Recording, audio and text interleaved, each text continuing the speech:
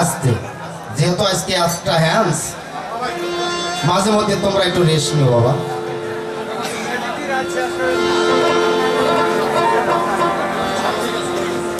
গুরু আর ভক্ত এমনই একটি দেশ, এমনই একটি স্তর, যেখানে ভক্তের দয়ালের কাছে কোনো চাওয়া পাওয়া নাই। দয়াল কি দিবে সেটা একান্ত দয়ালের উপর নির্ভর করবে। এই গুরু ভক্ত পাড়ার ভিতরে গুরুর কাছে কোনো চাওয়া পাওয়া থাকে না। তারপরেও আপনাদেরকে কিছু কিছু কথা জানানোর জন্য দুই একটি উক্তি, দুই একটি কথা তুলে ধরার জন্য চেষ্টা করব।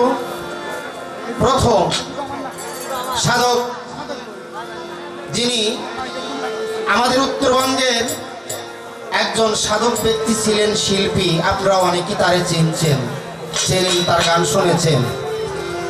পাবনা ফকিরপুর জেলার ভাষা, আমার দাদা হুজুর হযরত উম্মত আলী ফকির তেনারই রচিত একটি গান কি বলছে, আমি সেই গানটি আমার দয়ালের চরণে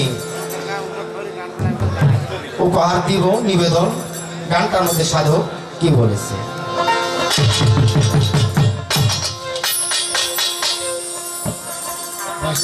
একটু ডিভাব দেন, একটু চিকন করেন।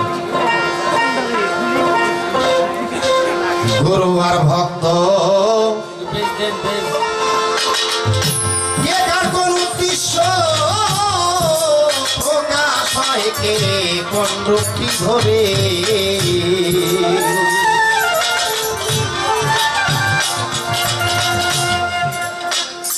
গুরু ভক্ত আমরা দুজন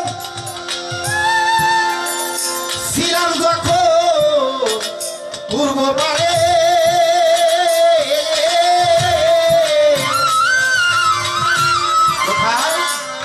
পূর্ব পারে না ছিল সাদা সাদি ভজনাদি, সাদা সাদি ভজনাদি, নিরবধি ছিলাম মরে। আমার কথাগুলো বোঝা যাচ্ছে বাজার? গুরু ভক্ত আমরা দুজন ছিলাম যখন সেই পূর্ব পারে।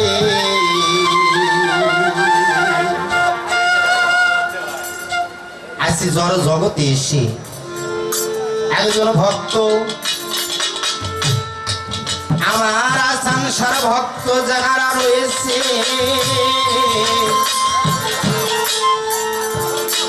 এনাদের কর্ম দয়ালের প্রতি আকৃষ্ট হওয়া, দয়ালের কথা মতে চলা, মুর্শিদের রূপকে ধরে রাখা, দয়াল যাহা বলিবে তাহাই পালন করা।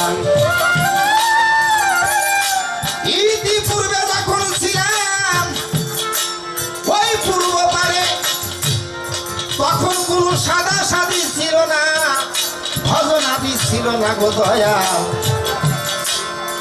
ওই সময় যদি ভজনাদি সাদা সাদি না থাকতো, ছোট, এখন কেন ভজনাদি সাদা সাদি করতে হয়?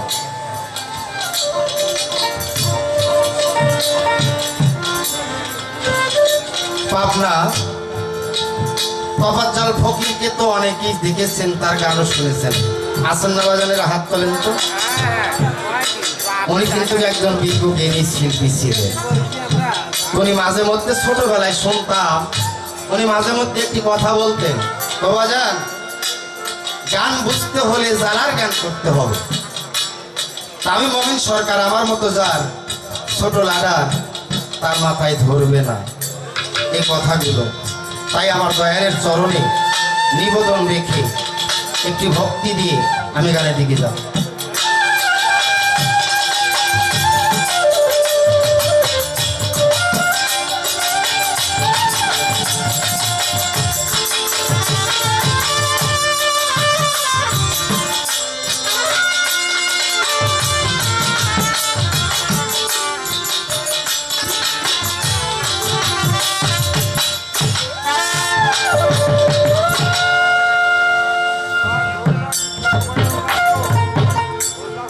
গুরু আর ভক্ত